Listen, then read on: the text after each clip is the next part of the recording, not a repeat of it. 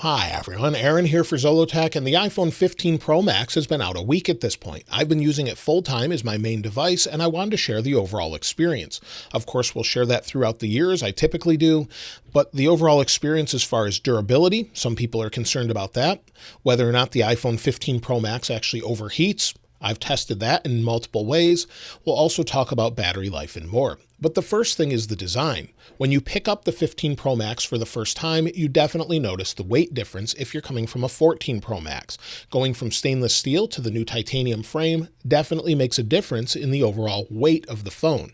It feels more balanced, it seems to just be a nicer feel in the hand because of the curved edges, and it's just nicer overall. It feels more like when you went back to an iPhone XS Max for the first time. And this phone has those curved edges, like I said. It curves around the edges and goes to a flat side. It's sort of like Apple went back and combined the iPhone 12 with the iPhone 10 series or iPhone 6 series. Curved the edges just around the glass or close to the glass, met them up to the glass, but then gave us that flat side from the iPhone 12 series to give it a little bit more grip. However, it still is a little bit more slippery than we had with the other phones due to that curved edge. But in general, it feels great. I've handed this to many different people to check out, and they notice it immediately that it's much lighter. So that's great news, especially because it seemed to be getting just too heavy and large in general. This feels much better to hold on to, and it's a little bit narrower as well. Now, as far as new features, of course, we have that action button, and I've actually tended to program it just for the flashlight. There's not really any other use for me so far. Of course, I'll be testing this out a little bit more. Maybe I'll program a shortcut to it, but I actually figured out I'll just set it up to flashlight since I use it a lot. Instead of just setting it to silent like I would normally and leaving it alone, at least I have some additional functionality there. So again, maybe an accessibility feature or shortcut in the future, but for now it's set to the flashlight. As far as the overall durability, well, that's been a concern for a lot of people, as many people have seen bend tests where people have snapped the glass on the back. So far, I've had no issues. Of course, I'm not going to try that, but I've had no issues, and I've accidentally dropped it on a tile floor once this week. So that was something I typically never do, and dropped it on a floor and actually found that it took some of the coating off. So I opted for the blue titanium color this year. I also have a natural titanium one that I use as a video camera we'll talk about in a moment, but this one is actually chipped a little bit from hitting the floor. So as you can see that, you can't feel it at all, but it chipped the PVD coating off. Also, I've noticed some wear in the upper corner of this. So as you'll see above the action button, I'm not sure if that's the same thing, but it seems to be getting worse. Maybe that's from setting it on a table, but I typically just have it in my pocket and I set it down on a table. So that might wear over time a little bit more. And of course, if that bothers you, you can put a case on it or maybe just go with the natural titanium color. Additionally, of course, people are concerned about fingerprints or that looking terrible. And it does kind of look terrible if you've got oily fingers or maybe you just have a lot of smudges on it. You see it over time, and it definitely can look pretty poor at times. But you can just wipe that off with a cloth, and it seems to fix that issue. It's not really much of an issue for me. It wipes off much easier than I thought it would. It's not really much of an issue. If you're bothered by that, again, put a case on it. Maybe put a screen protector, as I do have some scratches here as well. And I'm not sure why, but I have a scratch right around this widget here. I don't know if you can see it, but in the right light, sometimes you can see that scratch. And so that scratch actually is on the display here. There's another small one here, and that's odd because I get that on every phone I have. So I'm not sure exactly what that is. I can't see it even in the regular light here. When I bring it outside, I can see it, but you can actually feel it right here. There's a little scratch right there. So again, like I said, you can't really see it very easily in regular light, but it's there, and I noticed it the other day. I'm not sure what causes it, but again, if you're concerned about that, definitely put a screen protector on it. It's the same glass we had last year with ceramic shield, so if that held up well for you, it should hold up the same as well. The cameras this year I've been really impressed with. Every photo I've taken, I've actually said, wow, that actually looks really good. We have a 48 megapixel camera and 12 megapixel ultra wide and telephoto. Now, the telephoto is a 5x optical zoom on the Pro Max only. It looks pretty good. I wouldn't say it's amazing, but with the processing with it, with the new A17 Pro pretty much any photo I take out of the regular camera looks great. Now, if you have 3x zoom, it's going to use the main camera instead of the optical camera, so that might not be as good as it is on the Pro phone. I'll measure that in comparisons later on. But in general, the camera really impresses me, especially with night photos. They look much more natural. They look great, as you can see here. And then, of course, it captures depth information on its own when it's taking portraits. And they've done a much better job this year, actually tracing around hair and much more. So photos and everything else look pretty great this year. I'm not sure what the big difference is other than the processor, but it seems to have made a very big difference. Also, the video out of it is quite good. I've been using the natural titanium version that I actually got to record many videos. In fact, my AirPods Pro 2 USB-C version unboxing was recorded with this phone, completely with this, connected to an external SSD and ProRes log. So it recorded without a problem. It actually looks great, and the autofocus is incredible. It's just spot on all the time, much better than I've seen before. We still do have that minimal focus distance issue that we had with the 14 Pro Max, but that's just a limitation of the lens. With that larger 48 megapixel sensor, you can only get so close. So I'm only about a hand width away and it's out of focus. So you can turn on macro, of course, and that fixes that problem, but it's definitely going to be an issue compared to the previous phones. But it's not too much of an issue as you just back up a few more inches. So in general, you're going to have that same experience, but you can switch to ultra wide and it fixes that problem without any issue. So I don't have an issue with that. I wish it did have a closer minimal focus distance like the previous phones, but it's not a big enough issue that it's something that I can't use the phones over. I can just switch to macro mode if I need to. But the video and everything else, I've been very impressed so far, and that's due to that new processor. And now before we talk about speed and things like that, let's talk about battery life. A lot of people have been wondering, and it has about a 4,422 milliamp hour battery. Apple says to expect the same battery life that you get with the 14 Pro Max phones. And I can say that that's pretty much true. Maybe a little bit better since my battery health has improved. But if we go into settings, of course, they've added some new features this year. If we go to general and then about, and something they've added with the 15 series phones is the cycle count and manufacture date and first use of the battery. The cycle count is great information if you want to know how long your battery should probably last.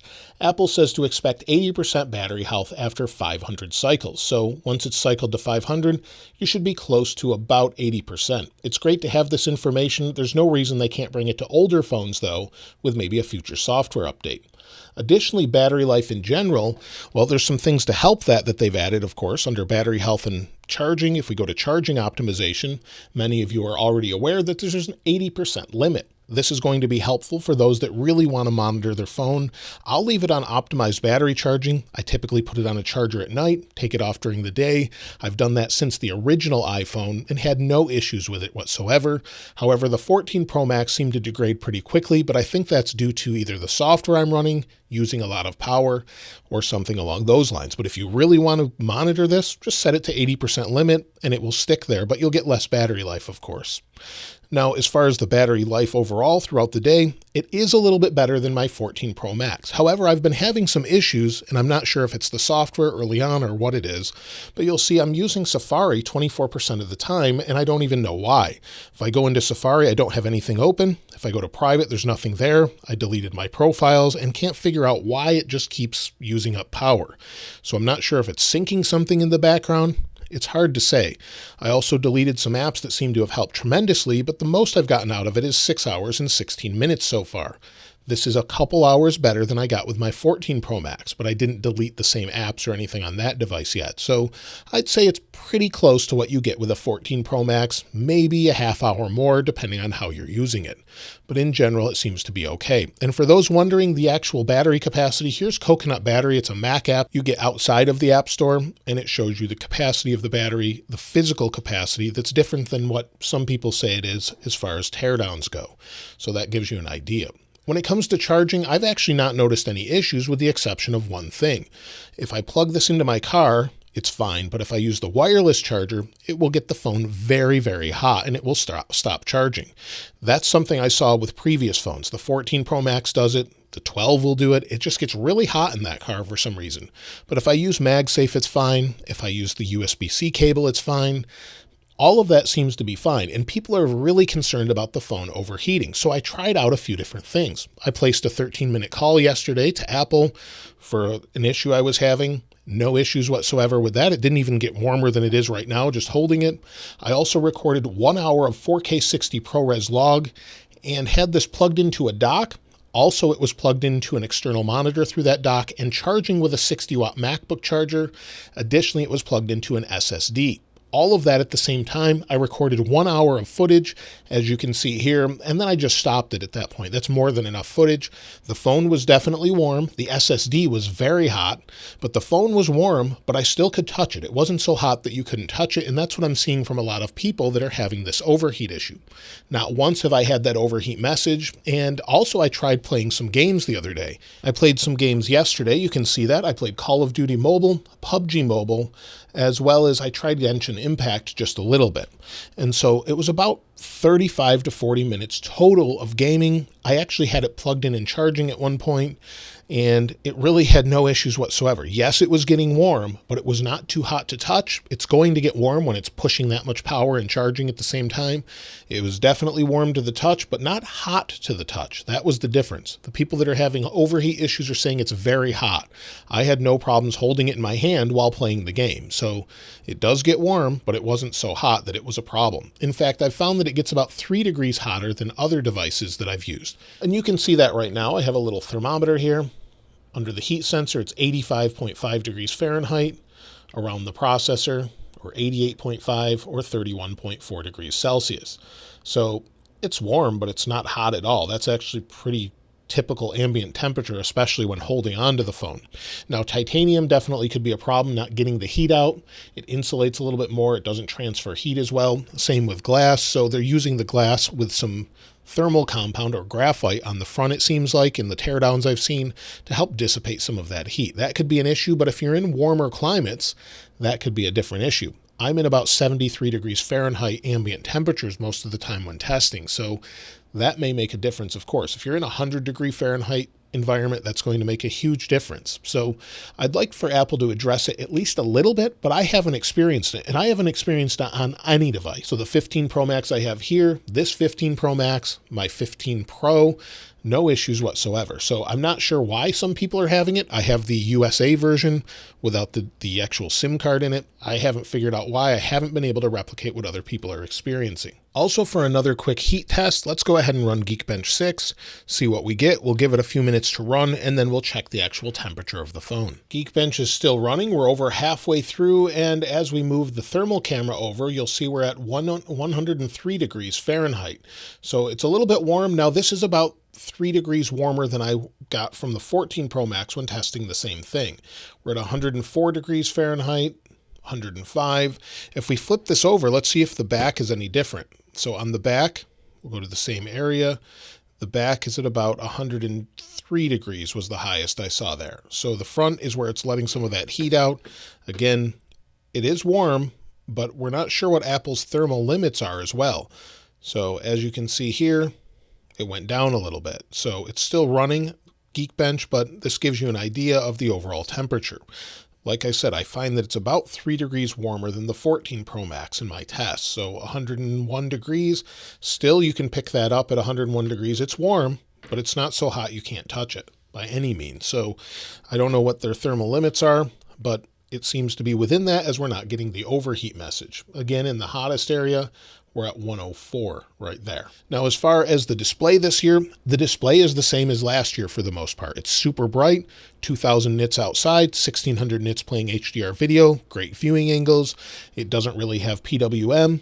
It seems to be the exact same rate as last year at about 480 hertz and shouldn't bother your eyes. So PWM definitely shouldn't be a factor this year, just like it wasn't on the 14 Pro Max. The 15s, the regular version, it definitely has it. The 15 Pros don't seem to have much of that at all. Apple's new 3nm A17 Pro processor seems to be super fast for everyday tasks, but really not faster that you'll notice it from the 14 Pro Max. If you're just doing regular tasks, opening weather, opening email, going into music, playing a song, swiping around, maybe scrolling through a library, everything's smooth with ProMotion and everything else. You're not going to notice a difference there, but where you are going to notice the biggest difference is where I mentioned before. Take a photo, it looks phenomenal. The portrait modes look great. It's calculating all of that information on the fly in real time, and it does an incredible job with that. Additionally, you have more GPU overhead, meaning you can play AAA games such as, well, that's coming later, Resident Evil 4, Assassin's Creed. Those games are actually coming to this device. You'll be able to play it plugged into a monitor through USB-C if you want to, and you have the full game here. So that's a big difference. It definitely is a big step up as far as that goes. But if you're just using it day to day, not playing games, well, you're not going to notice much of a difference at all. We have 8 gigs of RAM, so that should help with games and things like that. But in general, I don't think most people are going to notice much of a difference as far as that goes. It seems nice and fast because of that, but with regular tasks, there's not much of a change. As far as the overall connectivity, I did notice a difference. There's a new 5G modem here, and I noticed that I never seem to lose connections where I used to. So there's definitely a difference with that. If I turn off my Wi-Fi here, give it a second to connect, you'll see I have 2 bars of T-Mobile 5G. Even if I have 1 bar, I've had no issues. Driving through areas where I have very low signal sometimes, I'll play a song and it will just stop. I haven't really had that with this phone. So there's an improvement here for sure. I'm not exactly sure what the change is as far as that goes, but it seems to stay connected and have less issues this time around than I did with the 14 Pro Max. Now, as far as the speakers go, they're pretty impressive. I don't know if they made an upgrade here, but when I was playing games the other night with Call of Duty and PUBG, I was impressed by the speakers, and I can have you hear those with one of my YouTube videos. So here's my iPhone 14 Pro versus 12 Pro video. Let me turn up the speakers here.